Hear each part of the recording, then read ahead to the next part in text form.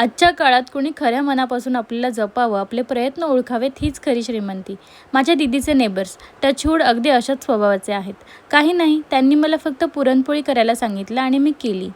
हाताला दुखापत झाली असताना सुद्धा मी बनवण्याचे कष्ट घेतले असा विचार करून त्यांनी माझ्या त्या प्रयत्नाचं कौतुक करून मला 2 परफ्यूम गिफ्ट दिले.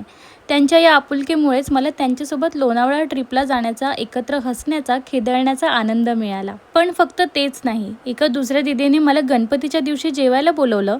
तिने प्रेमाने त्यांच्या राजस्थानी पद्धतीचे डाळ, बाटी, चुरमा करून वाढलं आणि खरं सांगायचं तर त्या जेवणामागचा आपलेपणा खरंच खूप गोड होता. कधी कधी वाटतं सोनं चांदी विसरलं जातं, पण लोकांनी दिलेल्या आपुलकीचा स्पर्श तो कायम मनात राहतो. गिफ्ट तर महत्त्वाचं नाही, पण त्यांचं कौतुक, त्यांचा आपलेपणा हे खूप मोठं आहे माझ्यासाठी. कधी कधी वाटतं रक्ताच्या नाते इतकंच मनाने जोडलेली नाती किती सुंदर असतात ना. आजकाल लोक एकमेकांच्या चुका पटकन दाखवतात. कदाचित तो आपलेपणा सुरुवातीलाच नसतो, पण जे लोक मनाने आपलेपण देतात ना, ते आयुष्यभर हृदयात जपली जातात.